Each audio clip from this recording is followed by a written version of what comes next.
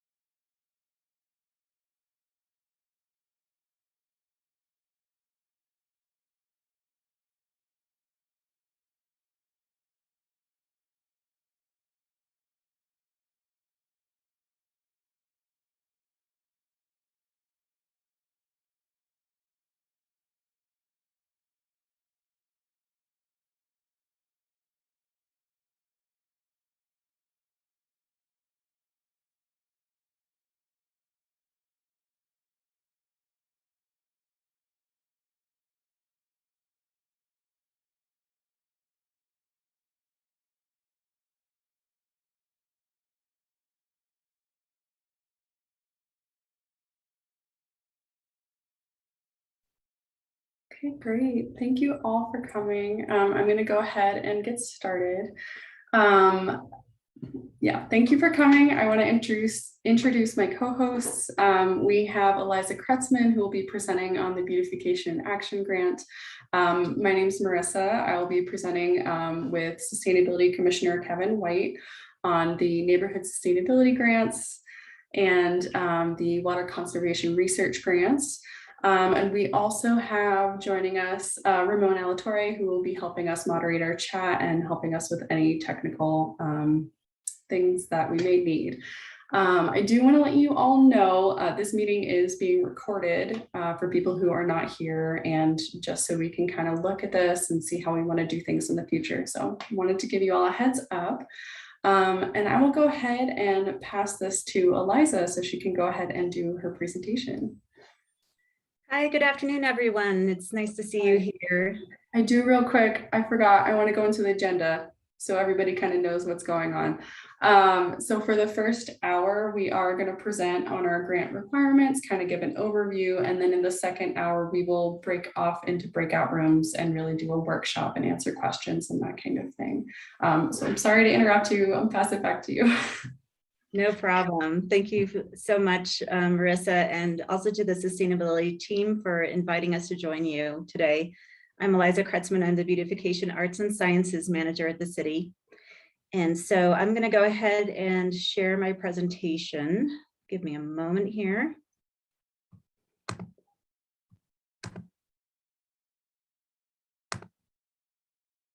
So today I'm talking about some community mini grants we have called the Beautification and Action Grants. Oh, for some reason I can't seem to move my screen. Okay, so today I'm just going to cover the Beautification Arts and Sciences program so that you know what else we do within our programs, go into some details on the Beautification and Action Grants, and then answer any questions.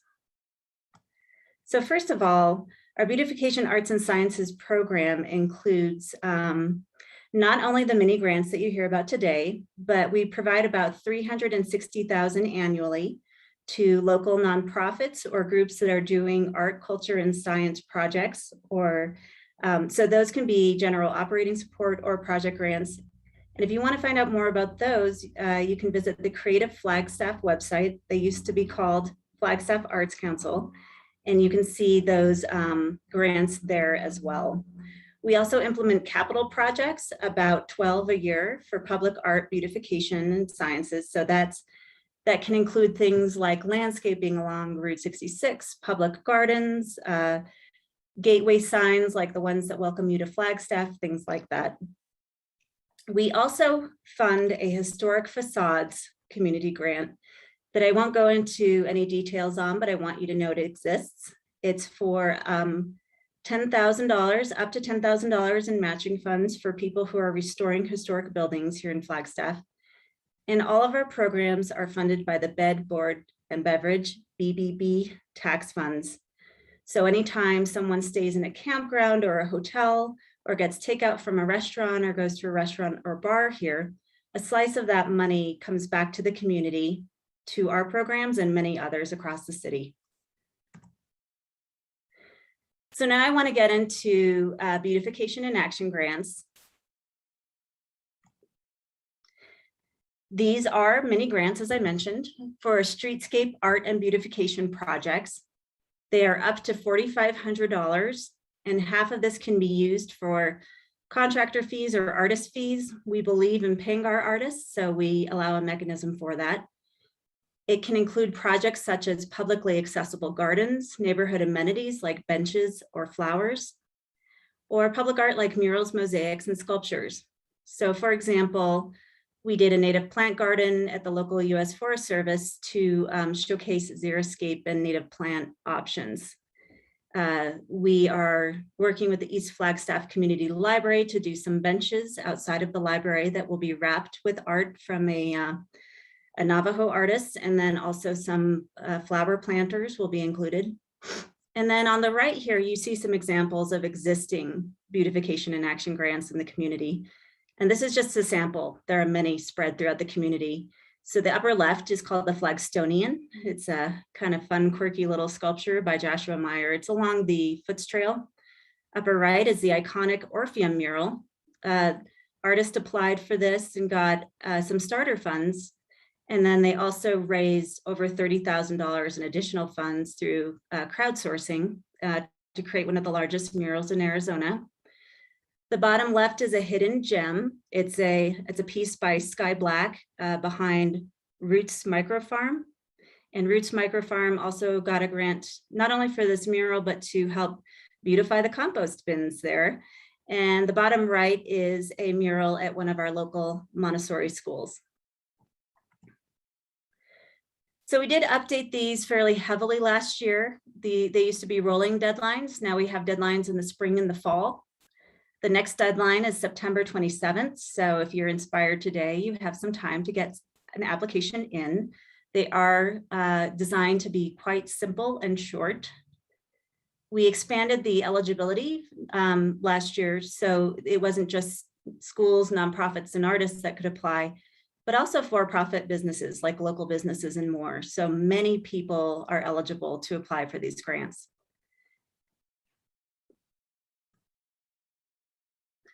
As I mentioned, these are funded by the bed, board, and beverage tax. And I mentioned that again, just because those come up for a vote periodically. So this is one slice of the many things that those taxes support. They've been in place for about a decade. And if you do want to apply, we welcome that you reach out to us. So you can reach out to me and talk through your ideas so that we can provide information for you. It can be very helpful. For example, if you're working in public spaces, we can help you navigate that. To the left here, you see some traffic signal cabinets. This is not a beautification in action grant project, but people can apply to do these in their neighborhoods as well. And so, for example, if you contact us, we can let you know which cabinets are the cities and which are not, because we're not allowed to do these on like ADOT's cabinets. So sometimes it can be very helpful to talk through ideas with us and we can help you. Project sites, just to give you some examples, schools, private property, like the Orpheum Theater, for example, as long as it's visible and accessible to the public. So please help us spread the word about these grants. The guidelines and application packet can be found on our Artist Opportunities page. I'll also go ahead and put this URL in the chat so it's easily accessible for you. And if you prefer a paper copy, let me know. I can send something to you in the mail as well. So it doesn't require that you go online if you prefer to see something in paper, and even apply in paper. And then I'll just turn it over for any questions.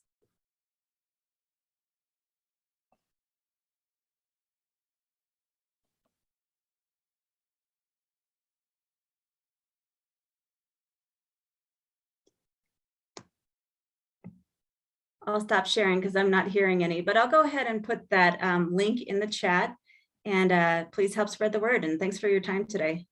Liza, I tried to put it in the chat, but basically I'm wondering about, like, if you wanted to do a mural on a building, how much do you have to have like written agreement if you're working out, you know, the details about that before you put in your application? So the application does ask for a letter of permission, or, you know, to have something that shows that that building is okay with you working on their site. I will say we try to be somewhat flexible. So if that's in the works, but not quite there, we have accepted applications that don't have that yet, as long as we understand how you're working towards that. So we do eventually need that, but if we can be flexible with you. Thank you.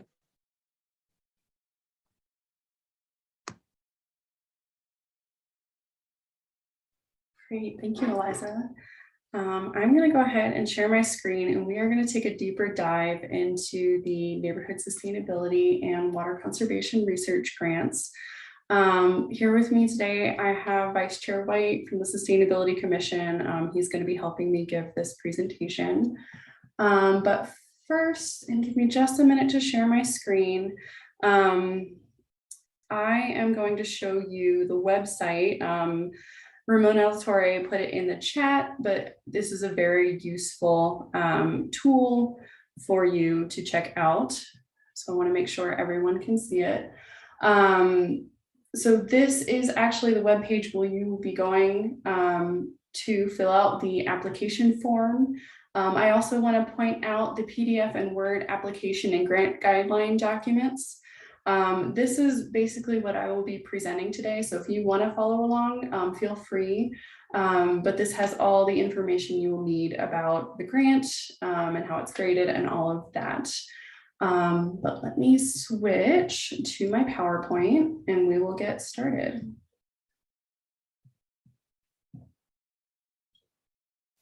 Great. So a quick overview, these applications are due September 30th, which is coming up here. Up to $5,000 are available for neighborhood sustainability grants, and $3,000 are available for water conservation and research grants. Presentations and scoring will take place at the October and November, December commission meetings. I believe in the application, I put December 2nd as the second presentation date. This is in flux, so I will keep everyone up to date as we figure out our holiday meeting schedule. And then we will work with recipients in December for funding, but these will likely be received in January. So keep that in mind for your timeline as you're working on that. Eligibility and requirements. So individuals, groups of individuals, community groups, educational groups, non-for-profit organizations, and locally owned businesses whose projects align with the sustainability priority areas and are within the Flagstaff city limits are eligible to apply. Successful applicants, and this is starting this year, are eligible for one grant award every other fiscal year. So if you were to receive grant funds in this round, you would not be eligible again until September of 2023. A maximum of one project will be funded per organization. Applicants must disclose any conflicts of interest. Projects can be an improvement or an expansion of an existing project. Applicants are required to abide by all city, state, and federal laws and regulations, and projects must be within Flagstaff city limits.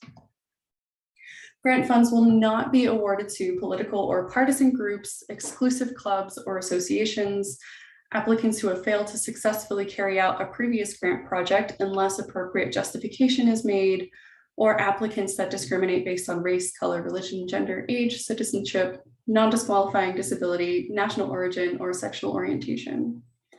And lastly, grant funding cannot be used for the following: to pay compensation, salaries, commissions, etc., with more than 50% of funds awarded, to purchase land or buildings, to match or augment city-funded projects, and exceptions to these policies may be made solely at the discretion of the Sustainability Commission. So project categories and objectives. This is the part I think is fun because you can kind of start thinking about what your project could look like.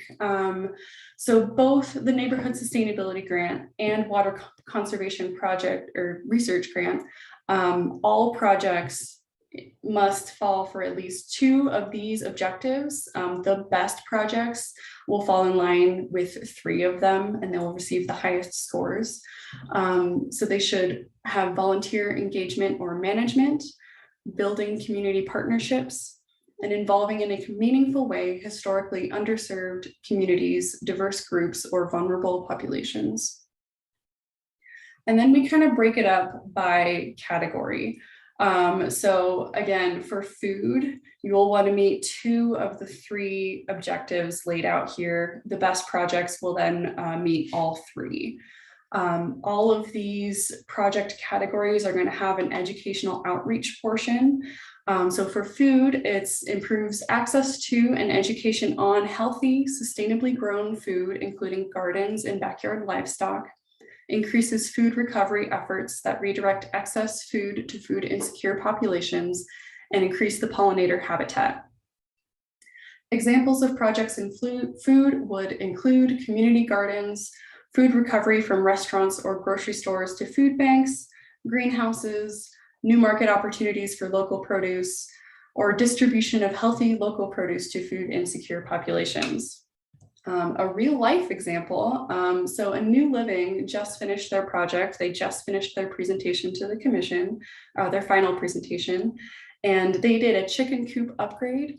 So the goal of their project was to create a larger coop for their chickens, but also so that adults and children collecting the eggs, there would be more accessibility there for those individuals collecting their eggs. They had 3 community members volunteer to help with the planting in their garden, which they also have. They're working on a greenhouse. And residents in the New Living community are taught on how to use the vegetables they grow and the eggs from these hens to make healthy meals. So our next category is waste, and these objectives include educational outreach, educates and promotes proper recycling and waste prevention behavior, increases recycling and composting opportunities and infrastructure, and increases access to sharing economy and reuse opportunities such as tool lending libraries. Some examples of these projects would include recycling audits, recycling infrastructure, composting workshops, a tool lending library, neighborhood scale composting projects, or the promotion of reusable over single-use projects. And again, a real life example of one of these projects would be the Compost Crowd. So they had a grant in 2020, and the goal of their project was to increase their capacity to provide residential and commercial compost collection services in the Flagstaff community. They reached over 150 residential customers by the end of the 2020 Flagstaff community market season. They tripled the volume of food scraps being collected in Flagstaff. And they developed a new partnership with the city of Flagstaff for the pumpkin drop off, as well as had positive outreach to potential commercial clients. Our next one is climate action. So these objectives include educational outreach, educates participants or community members on impacts of climate change in Flagstaff, reduces greenhouse gas emissions, and encourages participants or community members to take local climate action through behavior change or community actions. Some examples of projects in climate action would include school programs on climate change and individual action, programs or events that promote reusable items, or lending libraries or Skillshare networks. A real life example of this would be the Northern Arizona Climate Change Alliance. They had a project that was intended to raise awareness of the threats of climate change, as well as activating and empowering residents to organize to work to reduce human impacts on climate. They had 60 in-person presentations with about 1,000 attendees, and later they had 30 Zoom presentations and conferences with about 700 attendees. They supported Flagstaff's emergency declaration on climate change and hosted community forums, including Earth Day visions and Earth Day conversations, as well as co-sponsoring presentations by the NAU Sustainable Ambassadors Program. Next is resilience. Resilience objectives include educational outreach, educates community members on resilience and adaptation concepts, provides opportunities for community members to connect with each other and or share knowledge and skill sets, and strengthens community systems, improving community preparedness for or response to extreme weather, economic uncertainty, natural disasters, or other events. Some examples in resilience would be educational programs or events on climate resilience or adaptation, clean air hubs, or programs to support seniors in your neighborhood during emergency events. Another real life example of a project in resilience is the Meteor's Crater Community Radio. Grant funds went to equipment for the studio and for use in the field to help create local news. They also created a second website and app specifically for Crater Community Radio to make it more accessible. They partner with local groups, independent audio productions, and community members. They train hosts on using equipment and provide support throughout the whole process of production and distribution. And this year we've added 3 new categories. We don't have any past projects from these, but we have some ideas of potential projects and what we'd like to see. So building energy objectives include educational outreach, educates and promotes the conservation of energy in buildings, increases access to clean energy in community buildings, and reduces building energy use. Some examples in building energy include upgrading lighting, appliances, or equipment to reduce energy use, weatherizing a building to use less heating or cooling, or hosting events or educational programs that promote energy efficiency. Another one of our new categories is public health. So educational outreach would be educates community members on public health as it relates to environmental issues, increases accessibility to public health resources, improves social environmental conditions in ways that are likely to result in improved public health or improved preparation against public health emergencies. Some examples of these projects would include educational programs on health concerns around climate change or local resources, installing or providing air purifiers to help vulnerable populations, or helping to mitigate mosquitoes in neighborhoods. And our last new project category is transportation. These objectives include educating community members on how to walk, bike, roll, and take transit more often, increasing access to walking, biking, rolling, and transit options, and improving neighborhood mobility or transportation systems. So some examples of transportation projects would include hosting an open streets event where vehicle space is repurposed for social and active transportation uses for a few hours, bike repair demonstrations, transit trip planning events, or starting a neighborhood bike share. And lastly, but definitely not least, our water conservation research grant is kind of a little more separated this year than it has been in the past. Flagstaff Water Services is really trying to forward some technical research so they can figure out the best ways that Flagstaff can conserve water. Water conservation projects have requirements instead of objectives, so they must meet all 3 of these requirements. They need to support the water conservation strategic plan by following one of the outlined prescriptive projects, which I'll get into in a second, or they propose to test out another piece of water saving technology or innovative water saving technique. They need to track water usage before and after the project, and they need to reduce water consumption. Those prescriptive projects that I mentioned include replacing an irrigation controller with a water sense controller, installing a home water usage monitoring device, installing a gray water toilet tank sink, testing a low water turf mix to see if it grows well at high elevation, or again, proposing to test out another innovative water saving technique. All water conservation project applications must include an estimation of total water usage on the property where the project will occur and a narrative explaining how the project will save water. And now onto the application. So how to apply? I kind of showed you before on the Neighborhood Sustainability Grant webpage. There is one SurveyMonkey link under the Neighborhood Sustainability Grant, and there's another one under the Water Conservation Research Grant areas. We really recommend before you go into that SurveyMonkey link that you use either our Word grant guidelines and application that has all the application questions in it. And either type them up or write them down or have the answers to those questions prepared beforehand, just in case like your internet goes out or something else happens, because we don't want you to lose any work and we can't pull those answers from questions if the survey hasn't been submitted. So really recommend you have those answers ready before inputting them into the application.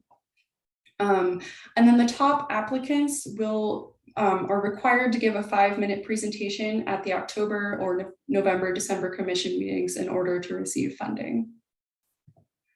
And with that, I am going to pass it off to Vice Chair Kevin White, and he'll be explaining how your application will be graded.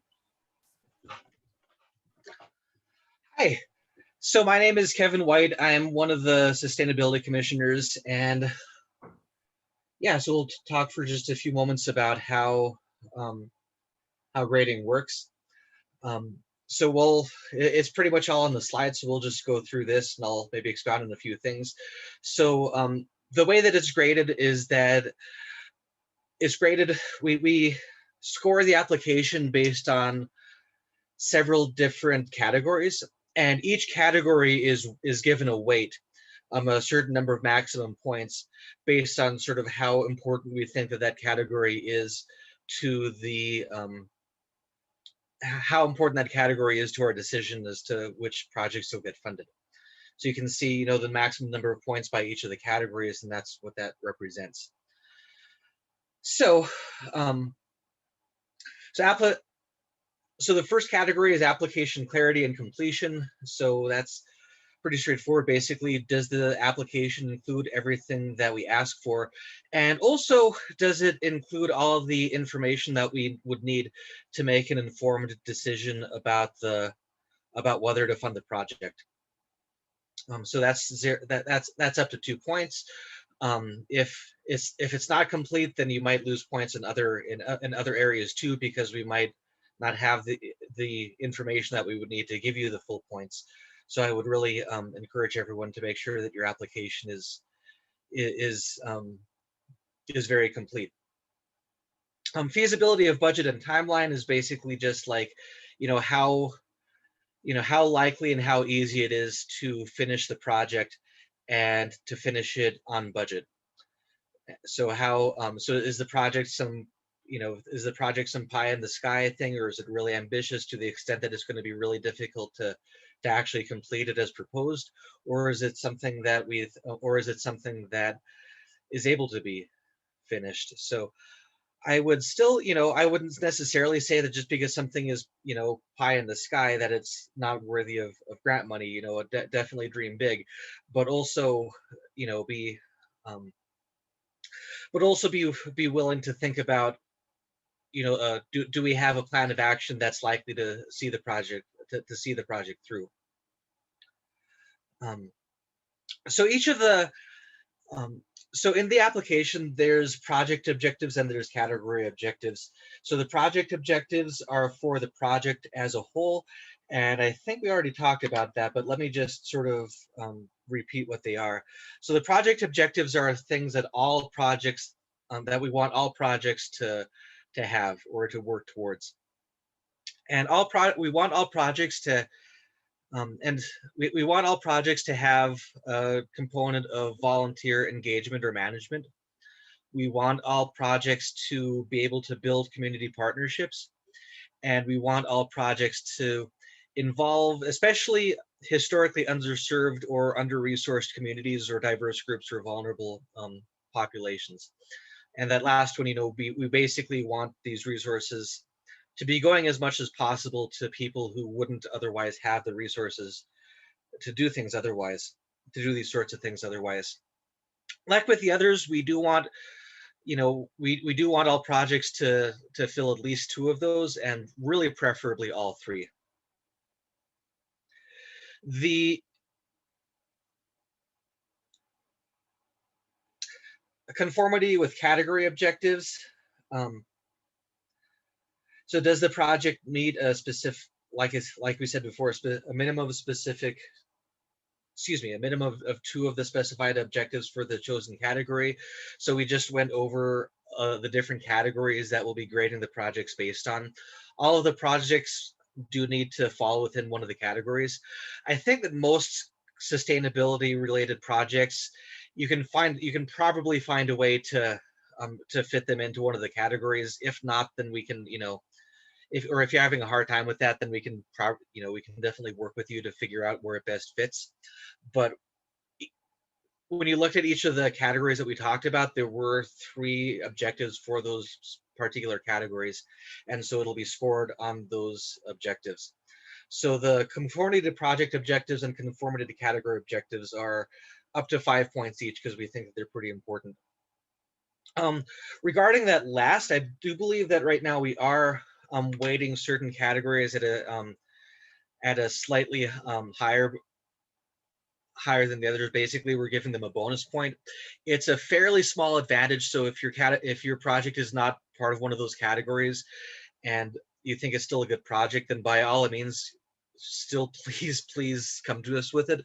But the weighted categories are just categories that we thought would be a little bit, we wanted basically just see more projects in those categories, either because we hadn't seen very much of them in the past, or because we thought that they really directly address challenges that are facing Flagstaff right now. So projects that are within the categories of building energy, basically energy efficiency, public health, or transportation, will be awarded an extra bonus point.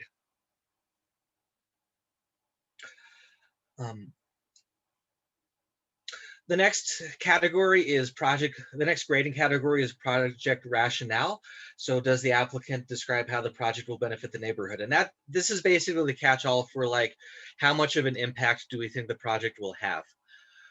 And that's, aside from its conformity with the objectives, just, how much of a change do we think the project will have in the community, or how effective will it be at promoting sustainability objectives?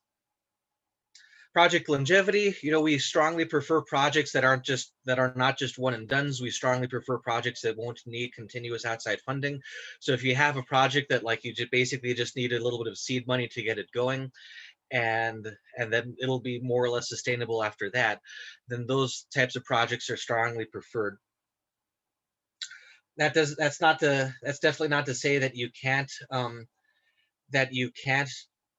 apply for sort of one and done projects, or for for one-time event projects or things like that. Those can still be valuable, and those sorts of things still have gotten grant money in the past. But we do prefer projects that will have potential to last well beyond just the year that they're being funded.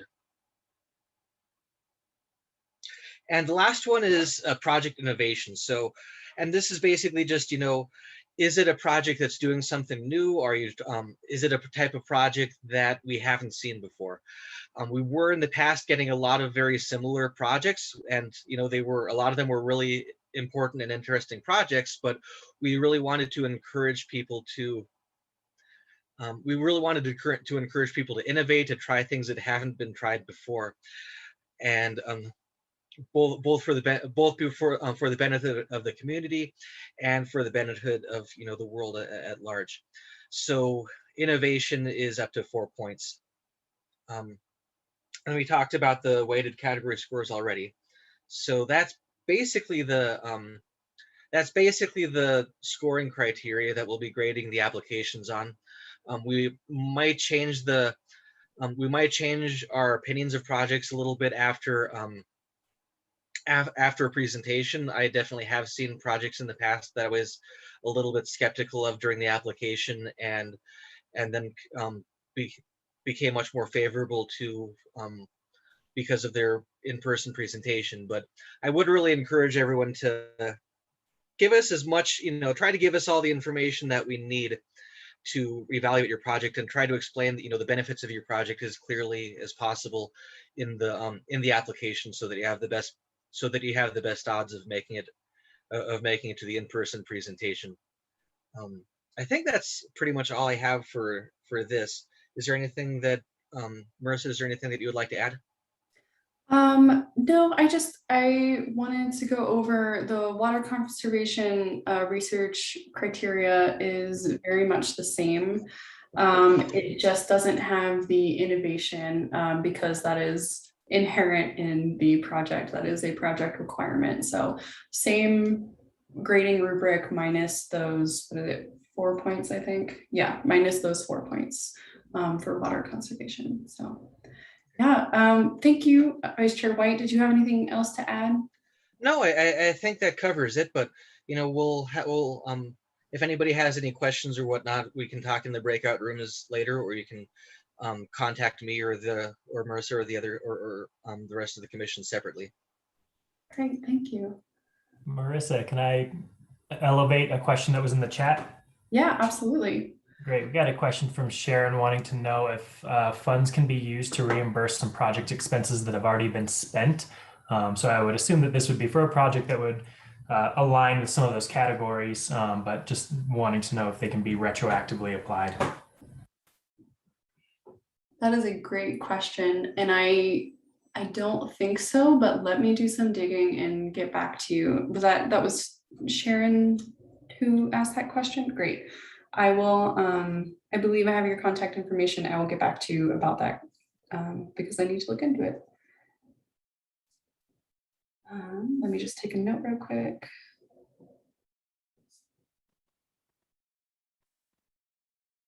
Okay. We will get to, it looks like we've got some chat. I will get to those in a minute. Let me just finish up this presentation real quick. So the post-award process, recipients will meet with me to file all required documents. You'll give me a W-9, we'll fill out some other paperwork, and we'll also sit down to confirm and go through your budget and timeline.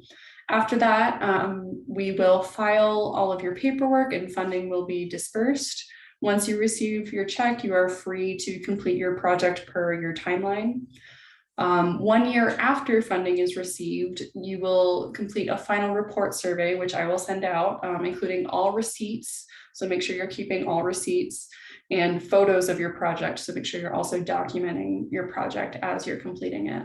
You will also be required to give a 5-minute final report presentation to the commission. And now I will open it back up for some more questions. Ramon, will you read some from the chat? I believe that that was the only question I see. Okay, sorry, I just saw some notifications in the chat, so I assumed. Does anybody have any questions about our guidelines? I think we'll take a break before we really get into the workshop and start talking about your project ideas.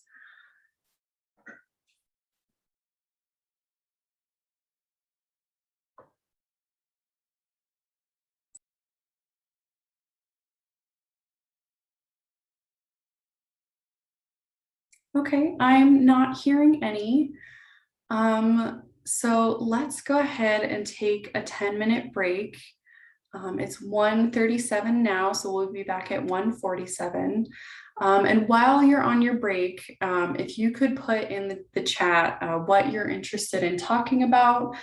Maybe you want to put the grant that you're interested in talking about. Maybe you want to put that you're interested in kind of figuring out your budget, or a specific category or what have you. And we'll kind of figure out how many breakout rooms we need to have based on that. So go ahead and take a break. Let us know what you want to talk about, and we'll see you in 10.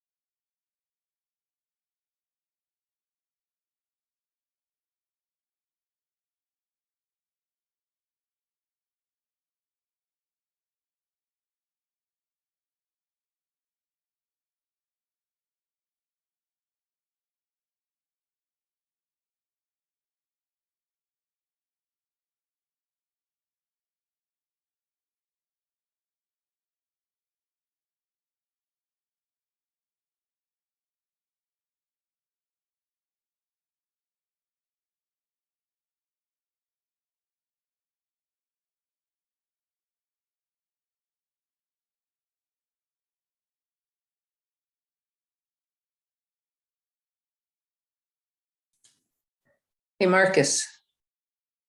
You, you sent your chat to just me. You're mute. Unmute.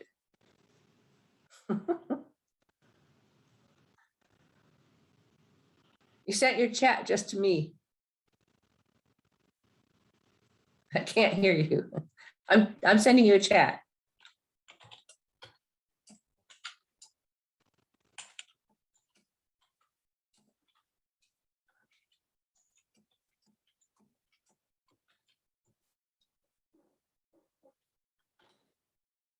Check your chat.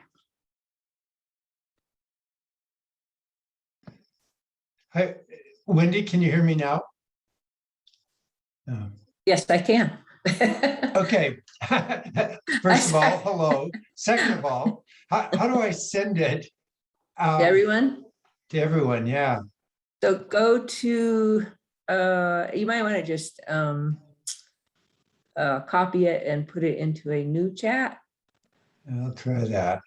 And then up at the top there, you have an option of sending it to one person or to everybody. Let me try Where it this. says two. Sure.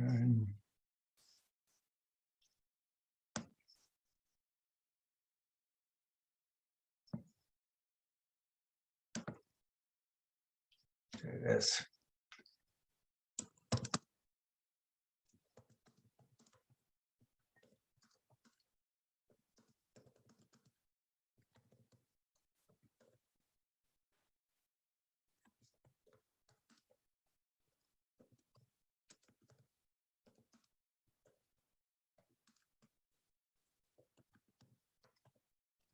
Find it.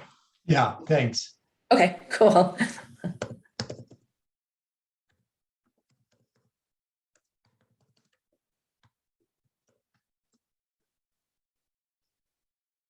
I'm going silent again.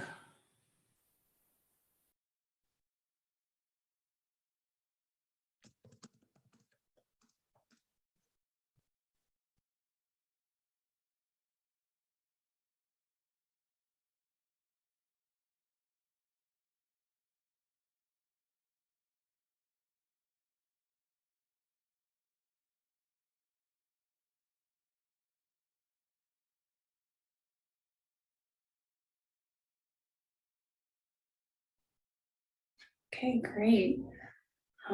Based on our responses so far, it kind of looks like we can just have some general conversations about the grants and the different categories.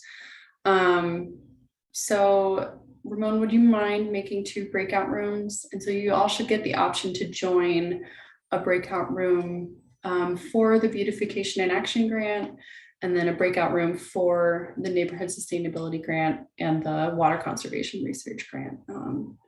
And so we'll have those open up shortly.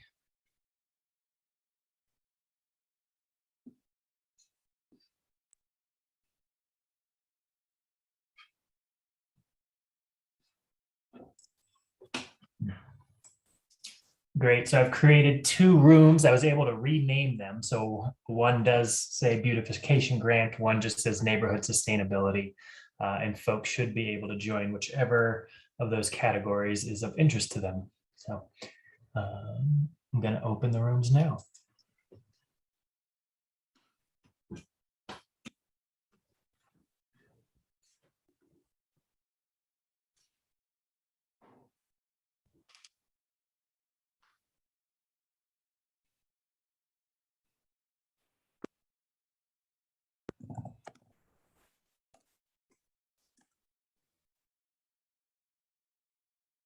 Okay, hi everybody. We have a few options. So we are lucky enough to have a sustainability commissioner here, and he is prepared to go through a sample application and kind of grade it for you, or we can dive right into your project ideas. Does anybody have a preference?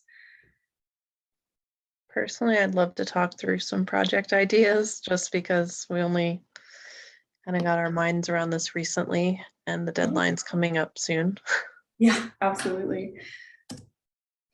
Vice Chair White, do you mind if we kind of talk through some project ideas before we get to your grading? Not a bit. Okay, great. Well, who wants to go first? Yeah, I can go if that's okay with everyone. Hi, I'm Sarah Sprague. I'm a volunteer at Colton Community Garden, and my project pertains to continuing the construction of an outdoor educational center, I guess garden center for youth. And this will have a focus of Indigenous youth with the Killarney dormitory and involvement with NACA. So I want to have essentially an outdoor chalkboard area with a whole area for like a talking circle or a reading circle, and then implement I think some pollinator beds, and then there's going to be 3 more garden beds that we're going to implement and build.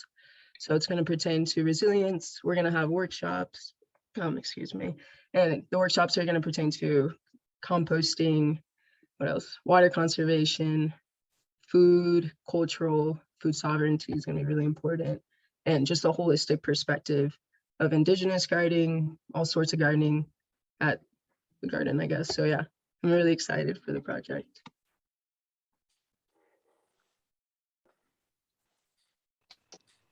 Great. Do you have anything that you're working through or want advice on or questions?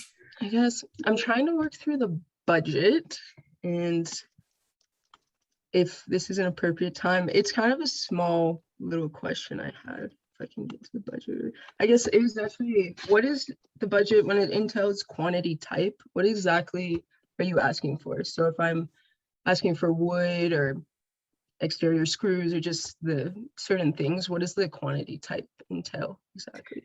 Yeah, you don't have to use that form if it doesn't fit what you're using, but we kind of like to provide a template so people can kind of see what one would look like.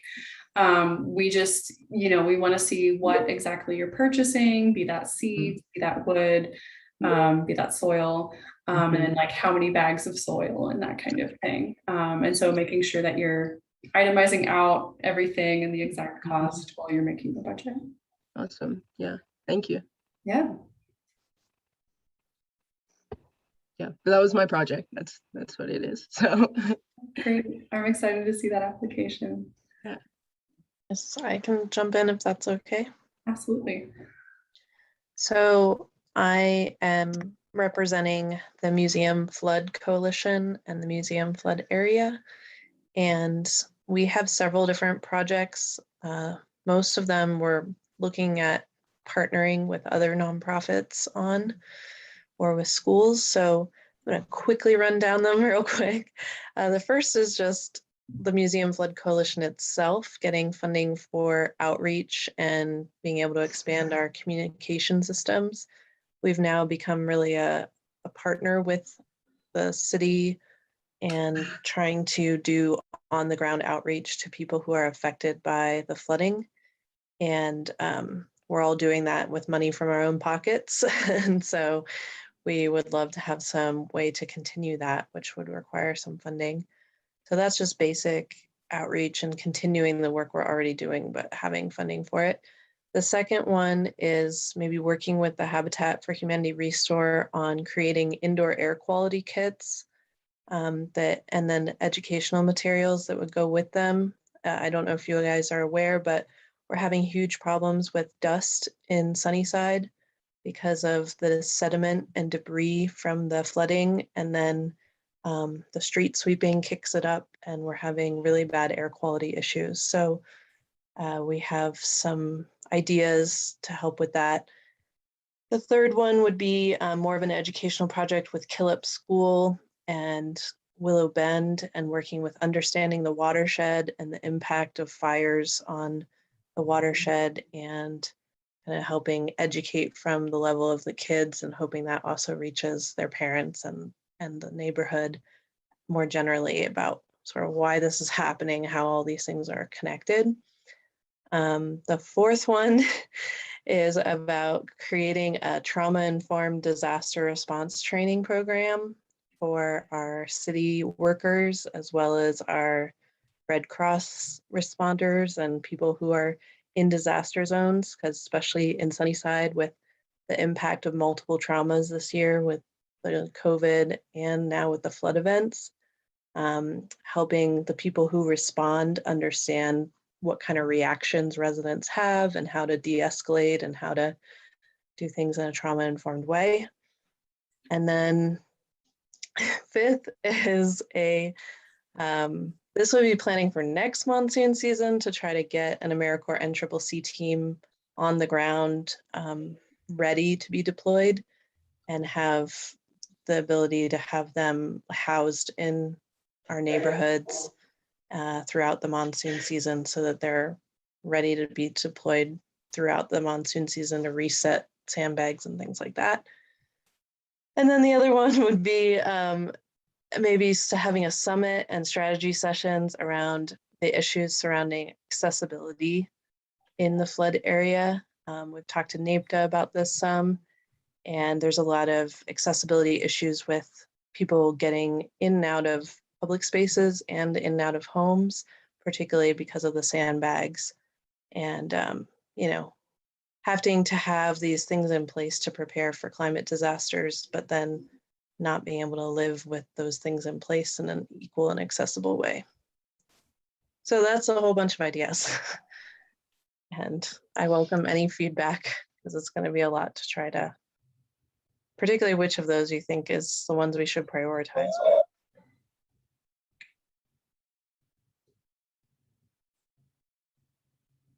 Vice Chair White, I saw you unmuted. Did you have a thought? Oh, yeah. I mean, I can't. Those all sound like really important projects. I can't. You know, I'm not going to try to tell you which ones are most important. I don't feel like that's my place right now. But Marissa, you might. I think we still have this requirement that an organization is only allowed to receive one grant. So one thing that you might consider, though, is I think like this might, I don't know, this might be an unfair loophole, but one thing you could do is partner with other organizations or suggest some of these ideas to other organizations, and then they could come forward with those grants instead. So that's, I guess that's my feedback as far as that goes. Like for example, if you know, you could suggest one of the things you mentioned, a partnership with Killip Elementary School. Maybe you could, you know, maybe you could convince somebody from Killip Elementary to go forward with that particular grant project if they don't have any anything else of if they don't have anything else in mind. Yeah, that's our hope. We have at least 4 of them where the partner's already been identified, but yeah. Yeah, and you know, if you bring us more than one, application, then we'll, you know, we'll still look at them all, but we'll only really be able to award one of them, and we'll just, you know, in that case, we'll just try to decide on our side which one we think is the most important. Thank you. Yeah, those all sound like those. I would have a hard time choosing 2. Those are all, you know, those are all really important, projects. Yeah, I think my only concern is not getting the funding until January. I mean, we had a couple other ideas, but they're really things that we have to solve between now and January. Yeah. And that was part of my question, even with something like the indoor air quality kits. Obviously, we're going to be, basically, I think we're going to have to pilot that now to help the residents who are dealing with that issue right now. But certainly if we had the pilot done with help from just people putting their own money in, that's where I was asking if money could be used to reimburse, because it might be helpful if we did a small test of the project and then be able to prove proof of concept and then have that ready to go for next time. Because it'll be unfortunately an ongoing problem. Right. And that's a very good question. So I will be looking into that because I think that's a really good point if you need the funds now. So yeah, that'll be posted. Yeah, it would be a little bit risky because, you know, we can't make any guarantees that a particular project would get funded. Yeah. So my one thing is that, you know, even if it turns out that we are allowed to do that, I would recommend against like making any, taking out any loans or buying anything with the expectation that it would later be reimbursed, because we wouldn't, because we can't promise that any particular project would get funded. But yeah, I can see, I can definitely see the virtue of that, though. So the project that I'm going to bring forward is a citywide reading action groups around this new novel by Kim Stanley Robinson, The Ministry for the Future. And so the idea is to get 100 or 200 people reading and discussing this book in small groups, punctuate it with some Zoom lectures, and then tie it in with the city sustainability commission about how people can get involved locally in addressing these issues. That's great.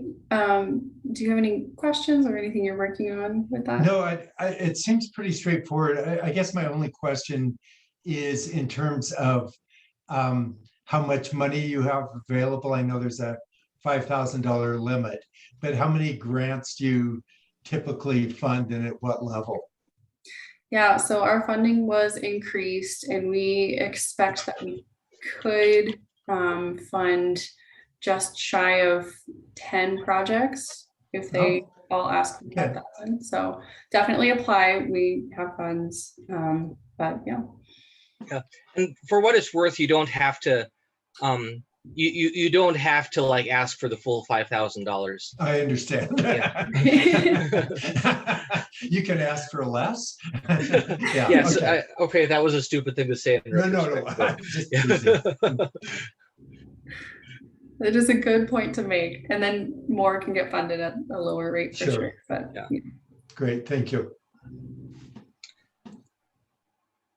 And one thing, I don't know if we'll do this in the future, but one thing we have actually done in the past is, we'll, if we have like, just over the number of projects that we think are worth funding, we'll ask people, okay, can you make, we only have this amount left over, so can you make do with less than what you asked for during the project, and can the project still go forward with less than was originally asked?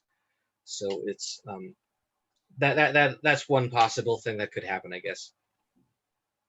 Great. Thank you. Yes, if no one else is going. So I'm a part of a new nonprofit community assistance teams of Flagstaff, and I'm working with Daryl Marks, who some of you may know, who's an Indigenous activist. And we are starting a multi-project or multifaceted project, but the first aspect of it is a homeless outreach bus that when we've just acquired the bus itself, which is a 40-foot long school bus. And we've got it used, but we're going to need to convert that bus. And so what we're converting it into is basically going to be a bus that has a mobile shower and bathroom facility on the bus. And we are going to be using as much volunteer labor to do the conversion, as well as salvaged materials that we can acquire from construction and from pallet material. Something I've been doing for a couple of years now, just for fun. So we're gonna use that to do the conversion, but there are going to be parts of it that we cannot use free materials for. Primarily, it's going to be in the plumbing aspects of it, in probably the toilet. We're probably not going to be able to or want to get a used toilet for that. We may need a composting toilet. We haven't exactly decided how we're going to do that yet. We, like I said, just got the bus, and we're hoping to get it done and out on the roads this winter. January would be great if we were to use the funds for to add the bathroom facilities. That would be a great way to use those funds. And I think it falls in the public health category, because basically what we are going to be doing is providing a safe place for people to come on board, get a shower, get cleaned up. We're going to have a street outreach medics on board. So if they need minor medical attention. People who are intoxicated will be able to be served. We're going to provide clean clothing, snacks, food, and basically keep everybody cleaner, healthier, and hopefully that makes our city cleaner and healthier as well. It's a great And, project. Yeah. and Sarah, yes, I will accept you as a volunteer right now. We privately chatted, so all volunteers are useful. Awesome. Awesome. Yeah, I would agree. Public health sounds like the great category for that. I wonder, would you have an educational outreach portion to help you get that higher score? Yeah, yes. In fact, I mean, what part of what we'll be doing is providing materials to the individuals who use the services to connect them to other services. And we will absolutely be providing them additional information on, I think part of it's going to be like on behavioral health issues, alcoholism issues. So we're going to be certainly educating people on where they can get assistance and hopefully helping to connect people with services for better health. That's great. Yeah. Yeah. And that could easily, the project could easily fit under resilience too, but I was just looking at that public but public health is probably just as good. Yeah, it could fit under resilience. It could also at some level fit under the waste issue because we're going to be using a lot of recycled materials. I looked at what it costs to do one if you hire somebody to do it, and it's like $95,000. So we are going to try to do it for less than 15. Yeah. And I just realized I think I excluded resilience from one of the weighted categories, but resilience is one of the weighted categories as well. So my apologies for that oversight.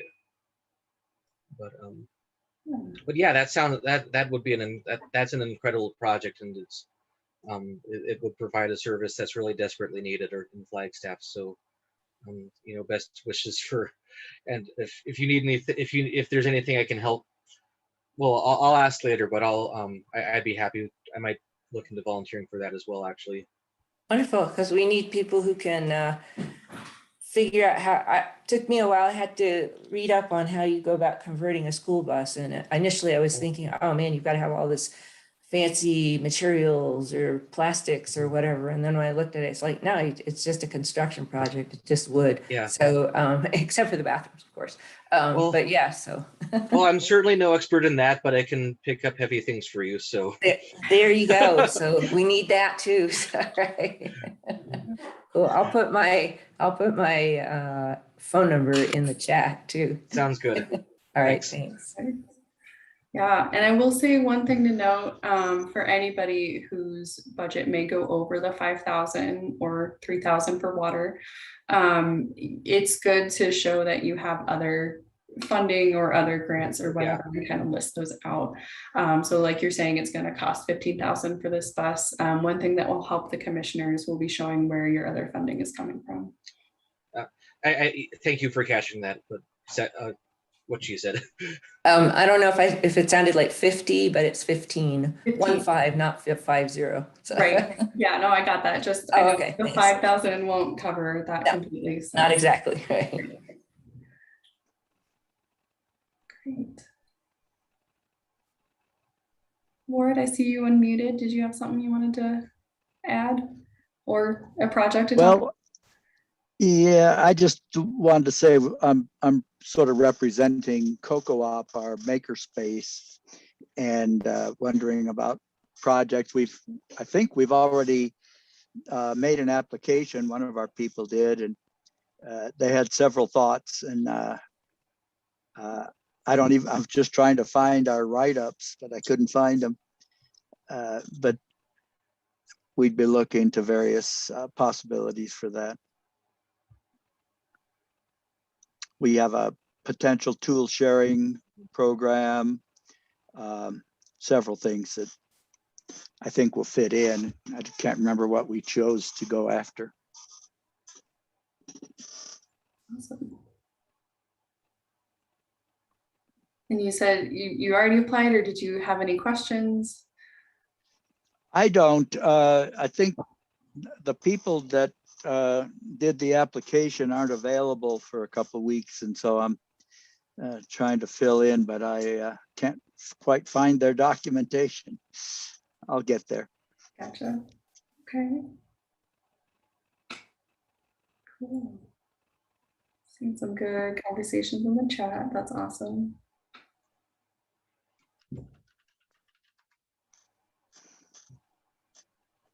I can go if y'all are ready. Go ahead.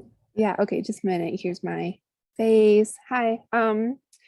Okay, so I don't actually have any questions. I had one and it was answered. And we also went through this process last year and I thought it was really great and easy and comprehensible. So, but I'll tell you about my project. I'm Carrie Danielson and I'm the manager of Creator Community Radio, which is a new community media project.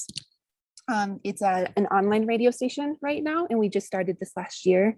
In the project that we're thinking about for this year is an archival project for local media, and basically try to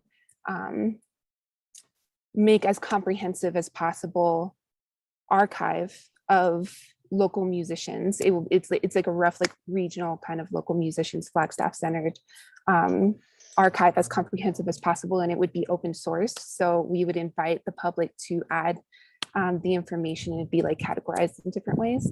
I'm still learning a lot of the technical stuff. I'm about to consult with an archivist in a couple days about like the actual software and stuff that we would be using. And we'd also be doing a series of radio shows built off of that. For example, I'm talking to someone about making a radio show that would be on our station about like featuring local res metal, and he just like loves metal, and he's gonna feature a bunch of res bands and talk about the history and just all kinds of stuff, and he knows his stuff. And so we would have a lot of shows based on different genres, but it would all be based out of this archive that we're creating. There's another yeah, I mean I could go on and on, but that's the crux of it. And I think the items that we would be asking for is kind of half and half, just the straight up consultant in like labor of the archivist we'd be working with, and then some equipment, because we would be managing a lot of files and data. So a couple like server type stuff, and potentially some one or two software things that we would be purchasing. So that's the deal. Yeah. That's awesome. It's good to hear from you again, Carrie. And yeah, thank you for sharing. Cool, thank you. Yes. Great. Has anybody not shared? I can go. Okay. So I am here actually on behalf of my boss. I'm an intern at the Murdoch Center. So for us, I don't want to accidentally misrepresent anything, but we're looking at how to help get people off the street. So at the Murdoch, we have a lot of people who come to the center and basically just need help with things, and we have to turn them away because we don't have very many resources at this moment. So helping get people just off the street or who are living at the Murdoch via, bus passes, housing resources, job resources, things like that, we're thinking will help mitigate some of the effects of like climate change as it becomes more difficult to live in Flagstaff, hotter summers, colder winters, things like that. And especially during the pandemic, living together in groups outside is certainly really difficult. So looking at hopefully some sort of public health project to get funding so that we don't have to turn people away.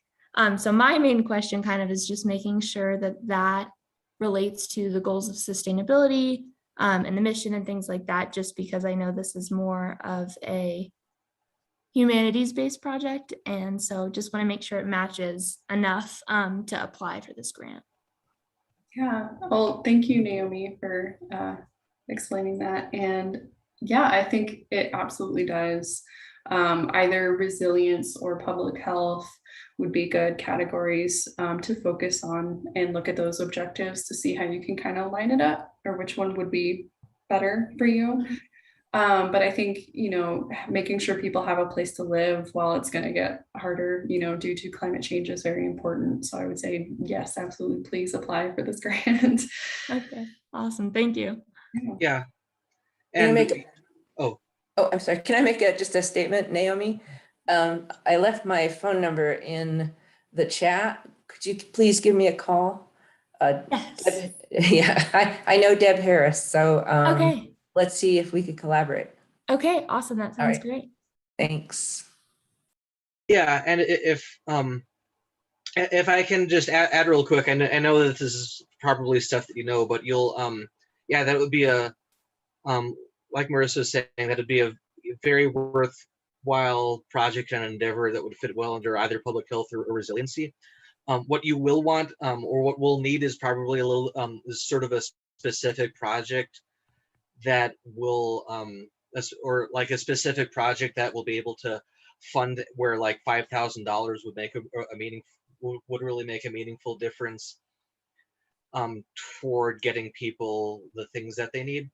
So if there's like, infrastructure at the Murdoch Center that we could help build, that we could fund, or if there's some sort of outreach or volunteer coordination that we could help fund, those are just a few different ideas. So like we can't, so $5,000 isn't going to go very far toward buying somebody like a house or putting them in a hotel for very long or whatnot. But if there's other aspects to that objective that we could help, be a link in the chain toward those, or rather, yeah, if there's some way that like our grant could be a link in the chain toward those objectives, and if you could like specifically say what that link is going to look like, then that's how we could best justify getting you that grant money. Does that sort of make sense, or does that help at all?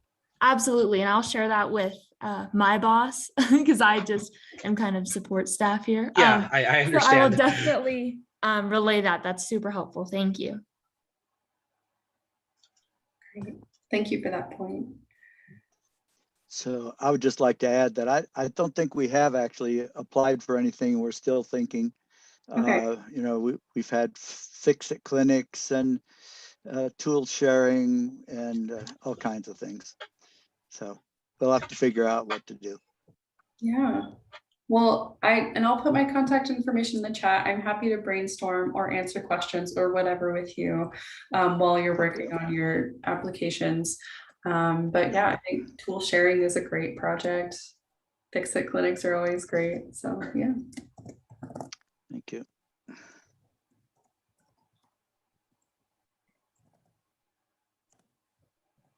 I believe, Patty, did you already go? Did you want to share anything? I did not go. So this is my first year. So I kind of wanted to just listen in and see what the process is. And mine is like a civics, it's kind of twofold. There's one that's like a financial side.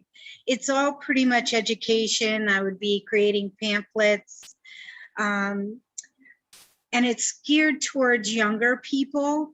Even maybe like 5th, 6th, 7th grade people, so that they understand how the banking system works and how credit cards work, how interest works, things like that, so that they can make better choices for their life and create wealth for themselves. And not fall into the traps that are so easy for people to fall into. The other thing is a civics project to help people figure out what's true and what's not true, and how to create a smart vote, and to vote for not the most popular name you hear, or, I know this name, how to research to find out what's behind the names, and, so they can make a vote that counts for them. and their communities, instead of relying on TikTok or some unreliable sources. So like, just how does that work? How do you, how do you research sound places to get your information to make a really responsible vote? Those are my two projects. That's interesting. Yeah, I would look at our resilience objectives. I think those could fit and be, I think it's a worthwhile project and definitely apply. And my suggestion would be resilience category because you're trying to uplift people and educate them. So I'll put it in the chat. Somebody just asked me if you can call me with other questions about other projects. Within my knowledge, I'm happy to help with anything, but I will forward you on or give you other contacts if I have them. Yeah, I'll do my best to help. Marissa, would it be okay or appropriate for me to put my email in as well if anybody, so people can email me for questions if anybody has any from my end? I think maybe we'll stick with mine just because you Okay. are one of the people judging the applications. Right. But I appreciate you offering, absolutely.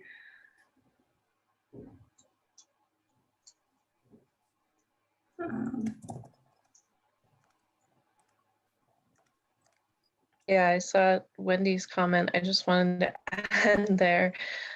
One issue that we're dealing with in the flood area is that we're having the same supply chain issues that are happening in other parts of everything right now. And so, there's a lot of homes that have had to rip out their drywall, and we're having trouble actually purchasing new drywall. And we're also having trouble getting skilled workers or even unskilled workers who can do the construction projects. Those of us who even were lucky enough to get flood money, we are being told that there's no companies we can hire until spring 2022 to rebuild. And so that's one thing I already told the sustainability office, is that thinking about energy efficiency, like we're going into winter with the possibility of having a lot of homes that have damaged walls or missing drywall. So if anyone is interested or has resources on that project, that's obviously a need that's going to happen before this grant deadline. But just know that's an urgent need, and we'd welcome any ideas or support.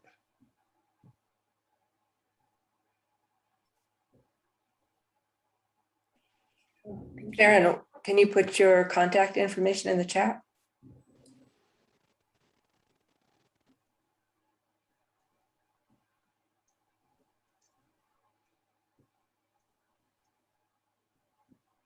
Great. Well, it was fantastic to hear about all of your projects. Does anybody have any questions or anything they'd like to brainstorm before we maybe have Vice Chair White grade an example?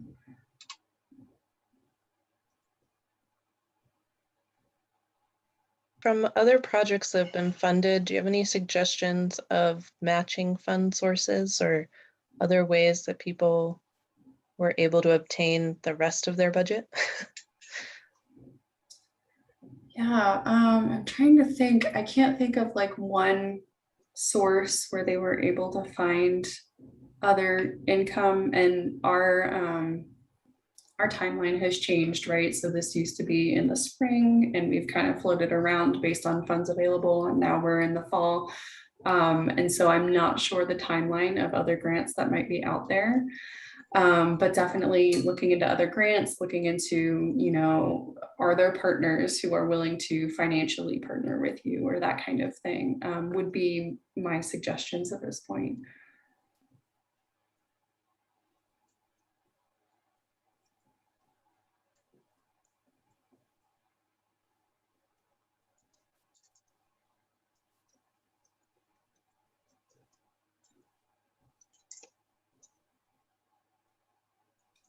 Okay, well, I'm not hearing any other. Oh, sorry, Patty, do you have a question? I don't have a question, but I have a suggestion for Wendy. I used to be a cosmetology instructor, and I do know that Flagstaff has a cosmetology school. When I was an instructor, we encouraged our people, our students, to volunteer at, homeless shelters and places like that where people wouldn't be able to pay them, but they would get the practice that they need and do a good thing all at the same time. So that might be an avenue that might help some of the projects that are, that I've heard out there today. Thank you, Patty. Actually, that's one thing. I started Flagstaff Shelter Services in 2006, and one of the things I wanted to do back then was to get cosmetologists to come in and do haircuts, and it's so needed. But It's yeah, I so love needed. it. Yeah, absolutely. Thanks. Yeah, Yeah, I appreciate that. Thank you. my pleasure.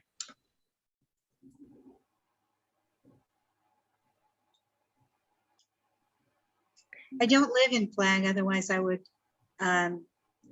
volunteer myself.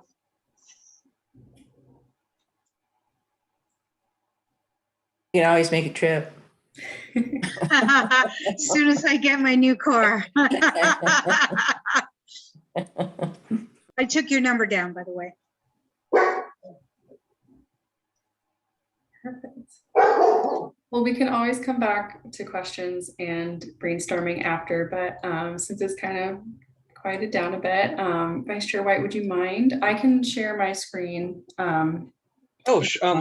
Yeah, sure, that works. Either way works. Okay. Did you want to start with the application or your? Let's start with the application. Great.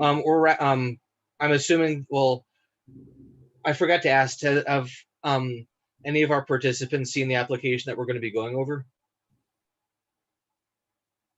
So, oh, you did get a copy of that then, and you've read through it. I don't know if they've seen the Survey Monkey, but they've probably, and I don't know, I'll see if we get head nods or not, but they may have seen the questions.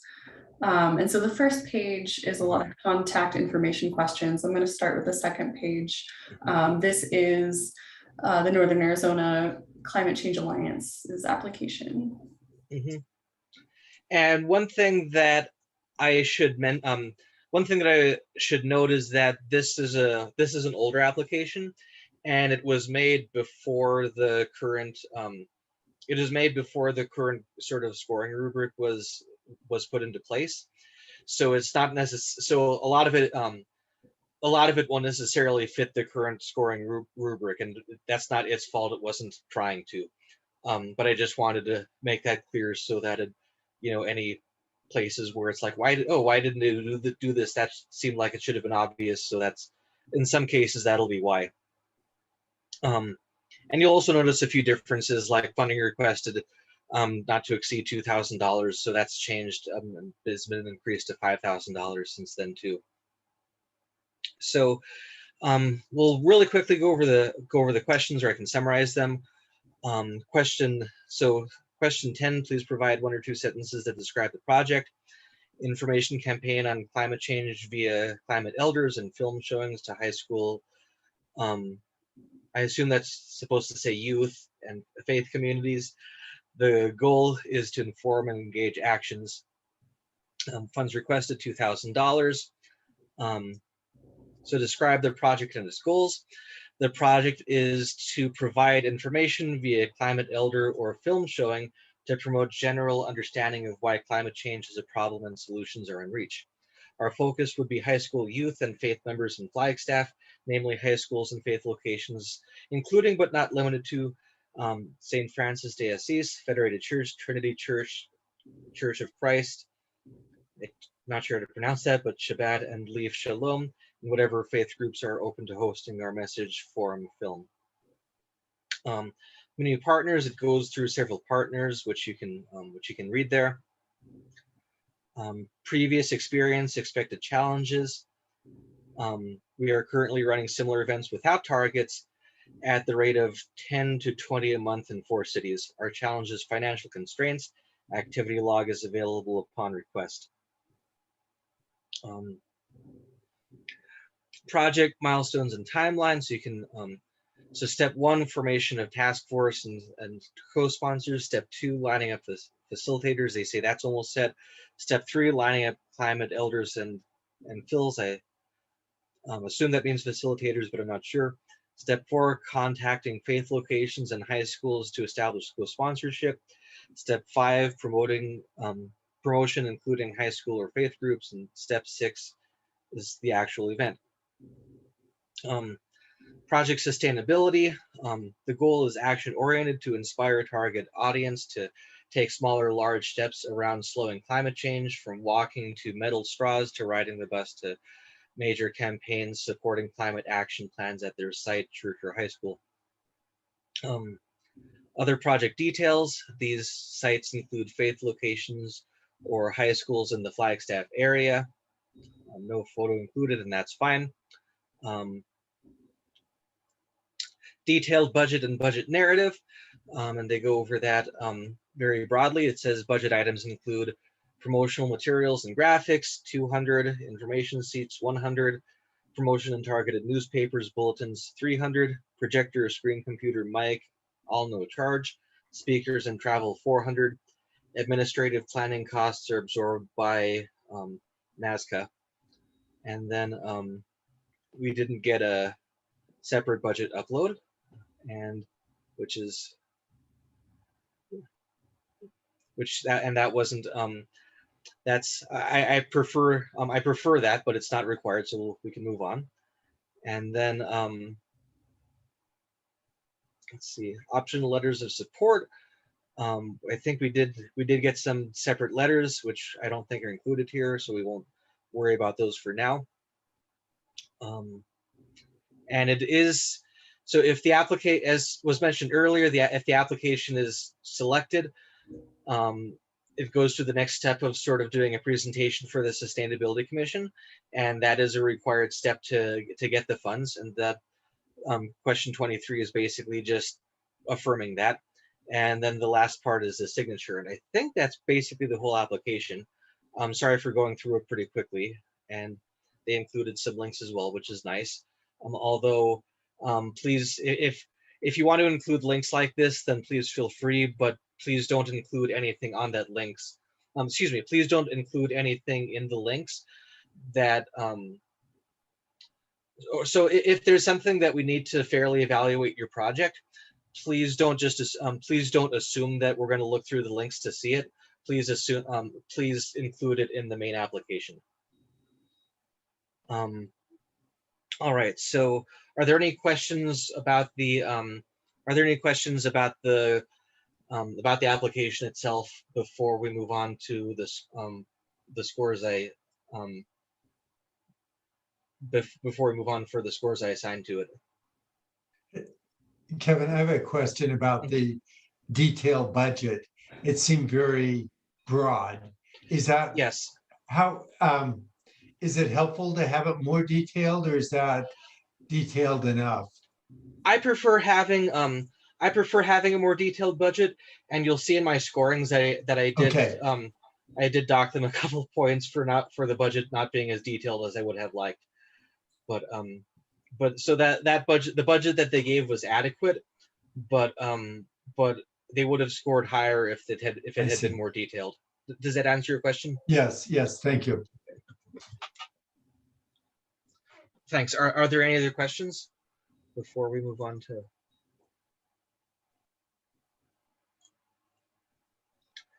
Okay, so in that case, I guess we'll move on to the scoring. And all of the commissioners scored it separately. And what we did, a few weeks ago, we sort of compared all of our scores with each other, and our scores were most of our scores were not all identical, but most of them were fairly similar. So I don't know if the other commissioners' thought processes were identical to mine, but the end products at least were fairly, or the end scores at least were generally fairly comparable. So so I'll give what advice I can and explain my rationales for my scores as best I can, but don't necessarily assume that all the other commissioners, had identical thought processes. And I'm going to actually alt tab to my own separate notes, just because I wrote some other notes on the different scoring sections. So for clarity and completion, so for clarity and completion, I gave it 1 point. So it was mostly complete, but a few things that I would have liked to see to make it, they filled all the things that they were technically required to include. But they didn't include everything that I would have liked to see to really properly evaluate the project. And like we were saying earlier, one of the things I would have liked to see was a more detailed budget. There's also other sorts of information that I would have liked to see to make an informed decision about it. For example, who would be the speaker or facilitator of the program? And I didn't see any justification for why their time would be worth $1,400. And I would have liked to see something like, lesson plans, lesson goals, or even just like what sort of philosophical pedagogical approach the project would be approached with. So that's kind of where I was coming from there. Does anybody have any questions about that rationale or whatnot, or anything that I should expound on? Okay, seeing none. So feasibility, I scored it pretty highly. I think 4 out of 5. It's a project that is very seemed to me very straightforward and fairly doable. So if things always go wrong, but for a project like this, it seemed like, whatever, if something did go wrong, then they could deal with that. They could probably deal with most issues fairly straightforwardly. I did deduct 1 point because I would have liked for there to be an indication that they had already contacted the churches and schools and other partners for the event prior to the completion of the application. So whatever partners that you'll be working with as part of your project, if you can get agreement from those partners before you submit your application, or at least if you can get your agreement from those partners before you submit the application, then that's a very big plus. Does anybody have any questions about that or thoughts? Okay, so conformity with project objectives. I gave it a fairly high score. And admittedly, I did kind of give it the benefit of the doubt in certain respects. It was sort of unclear whether to promote volunteer engagement, but it kind of seemed like it would. I got a very strong impression that there would be volunteers involved with the project. It doesn't necessarily involve historically underserved communities directly, but I could see like it at least having the availability to involve diverse groups and underserved communities. And so yeah, like I said, I like to give people the benefit of the doubt when I can, so I kind of did there. I didn't give them didn't give them again the full points because of those stipulations, though. So if and again, I should mention that this application was made prior to the current scoring rubric, so they weren't like trying to tailor it to that. But if they were, I would have liked them to address those objectives a little bit more directly. But it does fit within the project objective. It still does fit within the project objectives fairly well, I think. Weighted category, it's not within one of the weighted categories, and that's okay. That's only 1 point. Conformity with category objectives, and this is kind of the same, the similar thing. Educational outreach, straightforwardly yes. Reduces admissions, straightforwardly no. Encourages people to reduce the emissions, and again, that's that's at least the explicit goal of the project. And so I gave, so I treated that as a yes. So I gave them 4 points, not 5, because again, that reduces, encourages people to reduce emissions is kind of, that's sort of more the goal rather than something that happens directly, and also because it doesn't directly reduce emissions, but it still fits within the category objectives fairly well. I'll stop again. Are there any questions or thoughts about any of the last 3 sections? Okay. So project rationale, I gave it 2 out of 5, I think. It's so it would so my, and again, this is I don't know if I can't remember if the other commissioners scored it along similar lines, but for my sort of line of reasoning is, I don't think it would be a waste. It definitely wouldn't be a waste of time, and if they did it, it definitely wasn't a waste of time. But my on the other hand, my sort of reasoning is that people already have plenty of access to sort of environmentalist media. There's plenty of places that people can go to, and already plenty of people that are telling people like what they can do to get to reduce their carbon footprints and ecological footprints and whatnot, at least on an individual basis. And there's not really any indication on the application of what sets this video or this activity apart from all that other media, all that other environmentalist media that people are have access to and often are basically being bombarded with. Also, my personal opinion is that even for a project that's mostly about teaching and learning, my opinion is that people learn better when the learning is accompanied by something tangible and something active. So like, again, it wouldn't be a waste of time, but I also don't necessarily see watching a video, at least in my personal opinion, as being worth $2,000 of city grant money, or of taking those funds away from other projects. So that's kind of where I'm coming from with that score. Again, other commissioners might see it differently, and that's fine, but that's why I scored it that way. Does anybody have any questions about that category? Okay, so for project innovation, I gave it a sort of middle score. We don't get all that many projects of this specific type, especially involving like discussion groups and stuff. We get a few projects for media, but this is a little bit different because it involves a little bit extra. That said, it's not. Then doing a discussion group about the video is not necessarily being, it's not necessarily being super innovative. So that's kind of where I was coming from with that. And then for project longevity, based on the application, it looked like it was basically just going to be one event.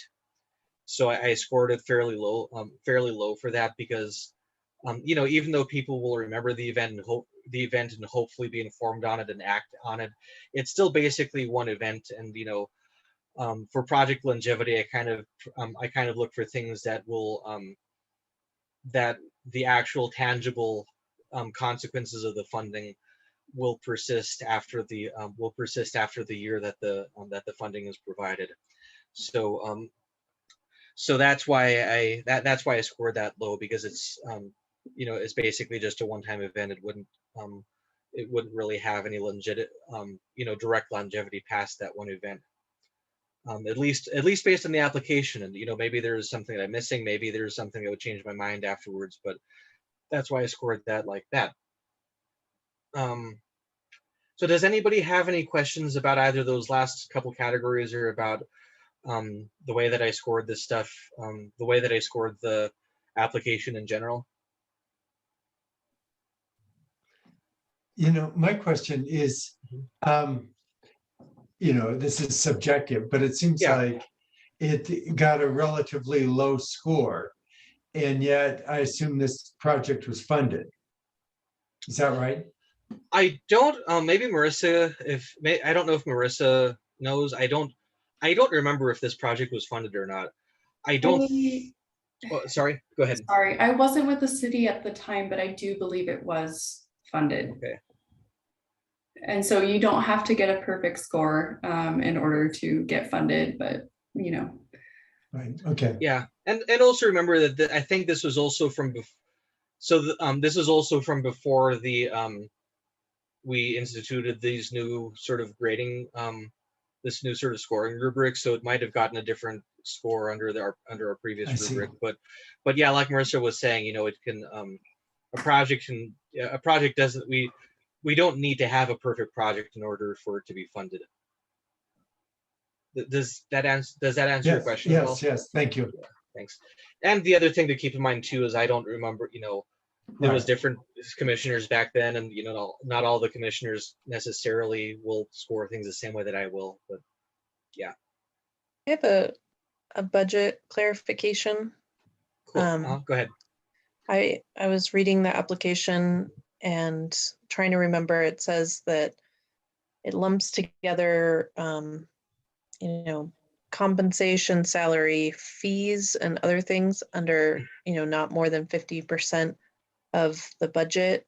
So Yeah. first, I just wanted to clarify that some of the money can go to that, but it can't be more than 50% of the budget. And then secondly, I'm thinking, for example, with our watershed education, I know Willow Bend has the 3D model of the watershed, and one of our ideas was to pay the fee that they charge to have that watershed model brought into classrooms. So I'm wondering about whether that would be part of that restriction. I don't know for sure, but but it would probably be it would probably be best to err on the side of caution and assume that it would be. Yeah, I wasn't sure if fees, what exactly was meant by fees. That's kind of a general term, so I wasn't sure what kind of fees count as fees. Yeah, I would assume like the purpose of that is the purpose of that stipulation is largely just to like try to keep and try to keep it so that somebody doesn't just like ask to pay themselves for their own like volunteer project. But yeah, the wording of it does seem to include that, so I would I would assume that it probably would. That said, you can ask the commission for an exception. So if we think that so what you can do is like if there's no way for you to like get around that and the fees just end up putting it that part over 50% or whatever, and you can still submit the project to the commission and basically just explain the situation. And I personally think that we'd probably just let you if your project was selected and we decided it was one of the most important projects, and if we decided that was one of the most important projects so it would get funded, I can't make any promises, but I do kind of expect that the commission would make an exception in that case, because that's a fairly reasonable explanation as to why the budget would be distributed that way. So I think officially the answer is yes, but with the proviso that you can ask for an exception, and I think there's a fairly high chance that it would be provided. Does that answer your question? I think so. Okay. Yeah, if there's any way that I can clarify that, then just let me know and I'll do my best to.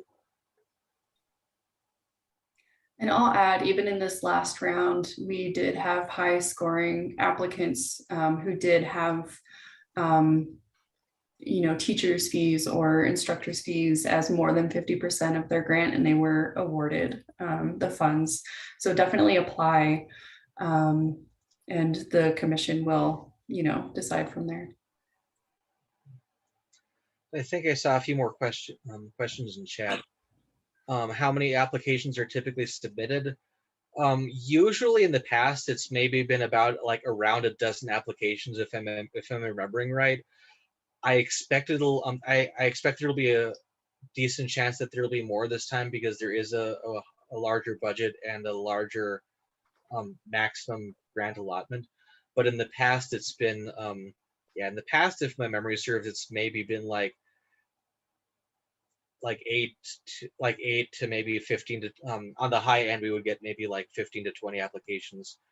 Or does that sound about right to you, Marissa? Yeah, that sounds right. It's kind of dependent on like if we're doing another cycle to try and use funds or whatever, but we've been pushing a lot of social media on this, so I would hope that we'd get the higher end. Yeah.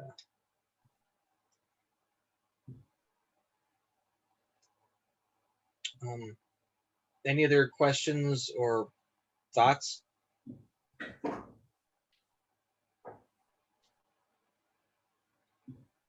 Okay, well, thanks for listening. I hope that this exercise is helpful to everyone. Yeah, and I'll just reiterate what you said earlier. A lot of these application questions have changed because our criteria have changed, our evaluation sheet has changed. So they are more targeted to hopefully address that grading criteria. And those questions are in the grant guidelines, which are on the website that Ramon put in the chat earlier. And that's the website that's on all our flyers and everything. So that information, those exact questions that will be on your application are available.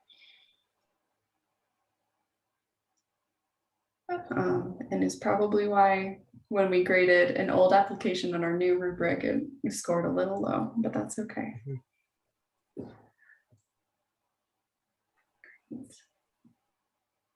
Well, that is all we have planned, but I'm happy to open it back up to questions and brainstorming if anybody has anything they'd like to talk about.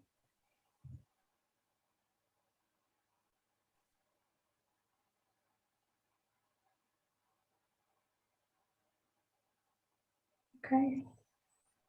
Ward, did you have something? No, I was just going to say I don't have anything. Okay, great.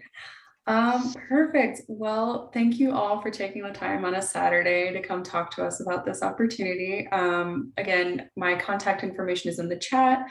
It's on the website, it's on all the flyers. So please contact me. I'm more than happy to answer questions and even just talk through your project with you one-on-one. So use me as a resource, use the website as a resource. And yeah, I'm excited to see all of your applications, all of your projects sound great.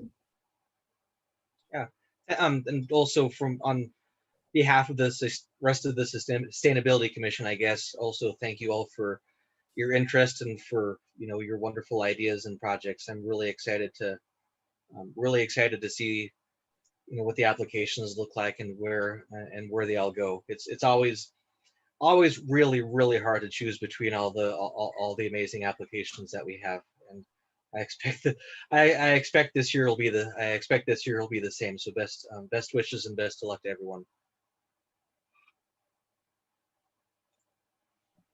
Well, thank you. Thanks, everyone. Thank you. Thank you. Yeah. Have a good weekend, everybody. Thanks, you too. So great.